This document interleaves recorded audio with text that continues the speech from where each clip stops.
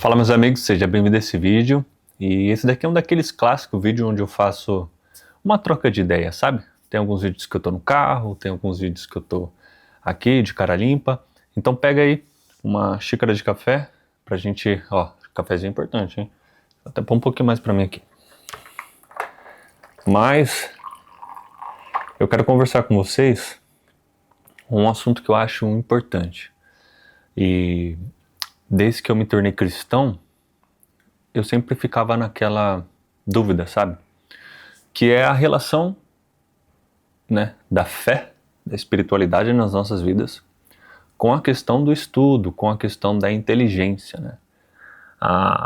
Existe um pouco daquele estereótipo ainda de que pessoas que têm fé, né, que acreditam no mundo espiritual, eles não são inteligentes ou são manipulados, são enviesados, enfim, esse tipo de pensamento que a gente sabe que ocorre. Porém, eu tenho uma visão um pouco diferente disso, tá? Eu acredito que a fé, a espiritualidade, eu no caso sou cristão, e o cristianismo, ele está alinhado, entendeu? Com a questão do estudo, da ciência, da biologia, da tecnologia, tá tudo unificado, entende?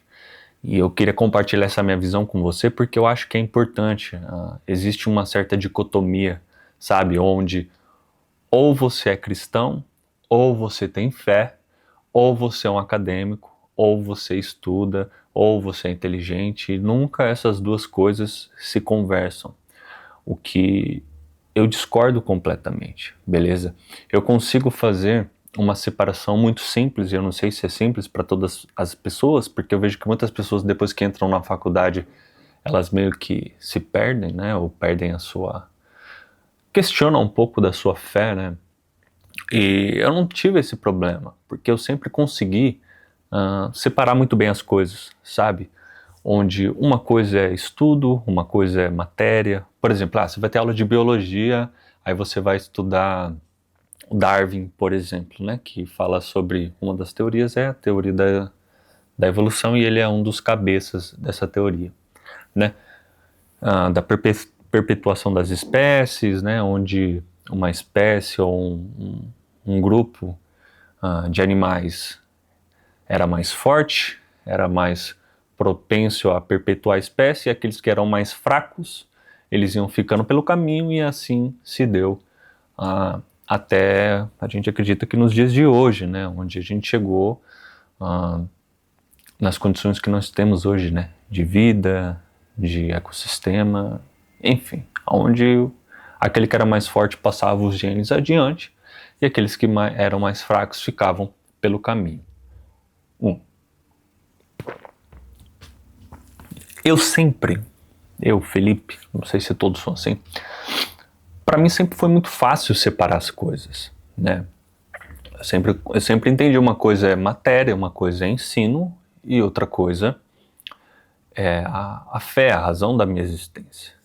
Mas eu sei que muitas pessoas enfrentam dificuldades nesse aspecto, né? Onde ou você acredita e vive uma coisa, ou você acredita e vive outra coisa, né?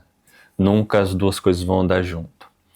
E cara, existem dois exemplos na Bíblia que eu separei aqui, mas deve existir muito mais, onde Deus se aproveita da capacidade daqueles homens, da inteligência,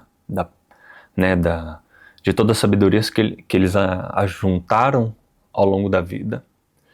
E Deus usa esse recurso, essa matéria-prima deles, para executar o plano que Deus tinha, né? E os dois exemplos que eu separei aqui são Moisés e o apóstolo Paulo, tá? Então, começando por Moisés, eu visitei o Egito, já faz 2 anos, eu fiquei alguns dias no Cairo, visitei as pirâmides, visitei o museu. Cara, o museu é interessante, o problema do Cairo é só a infraestrutura de lá, né? É bem precário. Mas eu estudei um pouco da cultura deles, né? E aprendi bastante com os guias lá e com a história. Isso fortaleceu algo que eu já sabia por estudo de exegese, né, que a gente faz. Eu fiz aula de missiologia, estudei um pouco sobre missões, contexto histórico e como você pode contextualizar o cristianismo dependendo da local, da região que você está. Se você tiver algum interesse sobre estudo missiológico, tem um livro aqui, ó, que chama, deixa eu pegar aqui na minha estante, espero que não me mova a câmera, chama Perspectivas, tá vendo? Esse meu exemplar aqui tá fechadinho, geralmente eu uso da minha esposa, mas esse livro aqui fala muito sobre contextualização e como você pode ensinar o cristianismo, né? Dependendo do lugar onde você estiver, dependendo das culturas onde você estiver. Isso daqui é bem interessante, existem muitos outros, mas dentro desse livro a gente entende um pouco como funciona a contextualização. E contextualizar, basicamente, é você entender o contexto histórico do lugar, né? A cultura, os mitos, os símbolos e por aí vai. Se você tiver mais interesse, eu indico esse livro aqui. Por fim, a gente entende que Faraó, no caso do Egito, ele era considerado Deus. E o filho do Faraó era considerado uma divindade também.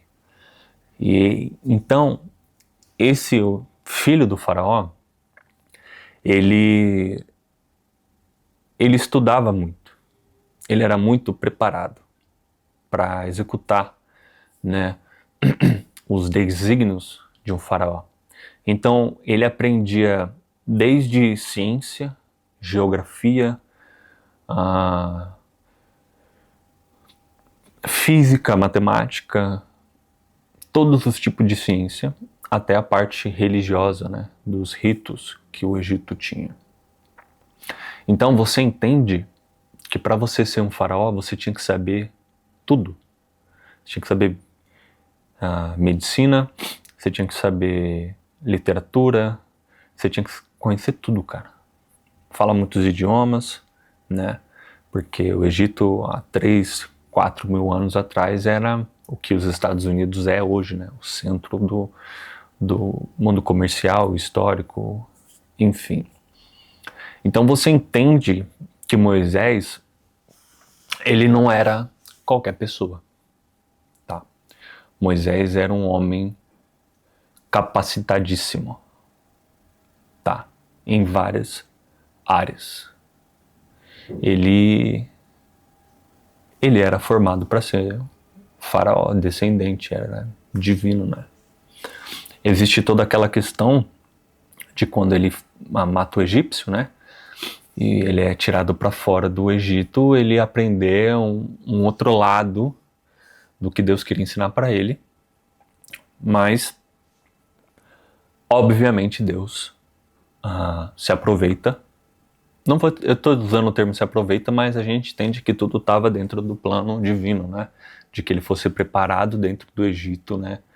Para poder depois dar sequência. E você pega Moisés, cara, ele era despontado, um dos homens mais próximos de Deus na Bíblia, né? E não é à toa que Deus entrega para ele revelações que a gente tem hoje, como o livro do Gênesis, e entrega para ele toda a questão ritualística dos judeus, né? Você pega ali o Pentateuco, os 5 primeiros livros da Bíblia, você vai entender que não era qualquer pessoa que faria o que ele fez, né? Era uma pessoa que tinha que ter muita capacidade em diversas áreas, tanto na parte ritualística quanto na parte quando ele vai receber ali as medidas do templo e toda a parte de ritual. Enfim, Moisés é um dos homens mais importantes da Bíblia, porque tudo começa naquilo que Deus entregou para ele. Então você pega um exemplo onde Deus se aproveita de tudo, de todo tipo de inteligência humana que existe, e capacita com aquilo que é divino para que ele exerça uma função. O segundo exemplo, talvez mais claro, é o apóstolo Paulo. Eu também visitei Roma, né, na Itália, fiquei alguns dias lá, amei o lugar, foi muito impactante para mim. E lá eu entendi a grandeza do que foi o cristianismo no passado. né? Você lê a Bíblia, você estuda, mas você não consegue chegar a algumas conclusões tão claras. E graças a Deus eu tive a oportunidade de visitar lá. Então, o que eu entendo? Você pega o apóstolo Paulo, ele também não era um cara normal, né? Ele falava diversos idiomas, ele sabia de vários temas, tanto que quando ele chega em Atenas, ele cita a frase dos filósofos deles, né? Que lá por ele cremos, nos movemos, né? Que lá era um dito filosófico dos caras. Então você tem que entender que o apóstolo Paulo também não era um judeu qualquer. Se você é uma pessoa que estuda a Bíblia, você vai entender você vai entender a importância dele. Ele escreveu boa parte do Novo Testamento. Ele fundamentou o cristianismo, tá? Ele é o alicerce, ele que lançou o fundamento teológico, né? Porque Cristo ele fez todo o trabalho espiritual de remissão e tudo mais, deu os ensinos, só que ele deixou para os apóstolos fundamentar, organizar toda a parte litúrgica e eclesiástica do que a gente entende sobre igreja hoje. Então, uma coisa muito importante, por exemplo, o apóstolo Paulo ele falava hebraico, aramaico, grego. Isso é algo muito importante, tá? Porque se não fosse essa capacidade dele, para eles escrever em outros idiomas, seria muito complexo para que o cristianismo fosse difundido. Então Deus usa desse recurso, né, dessa matéria-prima do apóstolo Paulo para poder difundir o cristianismo ainda mais rápido e mais longe. Então, o que eu quero que você entenda com isso? Você deve estudar, tá? Você não precisa ficar preocupado entre a inteligência. Realmente, Deus deixa claro na Bíblia que ele não precisa da inteligência humana dele para operar os planos dele, né? Porém, cara, enquanto você estiver aqui, né, nesse tempo de vida, você tem que se preparar, você tem que fazer a sua parte, tá? Você tem que trabalhar e você deve estar preparado, tá? Então estude, faça faculdade, faça curso técnico, aprenda a falar inglês, tá? Os conteúdos mais interessantes que eu consumo hoje tá tudo em inglês. Então, não tenha medo, sabe? Organize sua mente para você poder separar as coisas. Uma coisa é matéria, lições, temas, Darwin, entre outras coisas, e outra coisa é a fé, tá?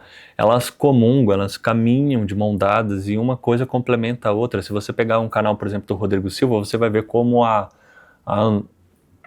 ciência coopera, né, e aumenta a sua fé. E, cara, não tenha medo, velho. Não tenha medo, não precisa se sentir perdido, não precisa se sentir com medo de qualquer coisa, cara. Se desenvolva, estude. E eu tenho certeza que Deus irá usar os recursos que você já tem, as suas habilidades e aquilo que você desenvolveu ao longo do tempo para os planos dele, né? Então você pega ali a parábola dos talentos, você vai ver ele fortemente repreendendo aquele que não usou o talento que recebeu e não multiplicou isso. Ou seja, Deus te deu um cérebro, te deu inteligência, te deu talentos, e você tem por obrigação multiplicar isso, cara.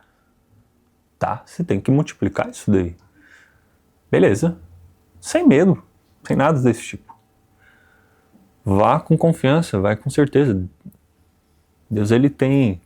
Você é um diamante bruto, cara, que Deus lápida e faz disso daí uma matéria, algo magnífico, algo grande. Beleza? Então esse daqui é um papo que eu já queria falar faz tempo com vocês. Então, tamo junto. Se você gostou desse tema aqui, se você gostou desse vídeo aqui, deixa aí um comentário, contribui comigo, não deixa de se inscrever nesse canal aqui, beleza? E você já sabe, né? Tamo junto e é só o início.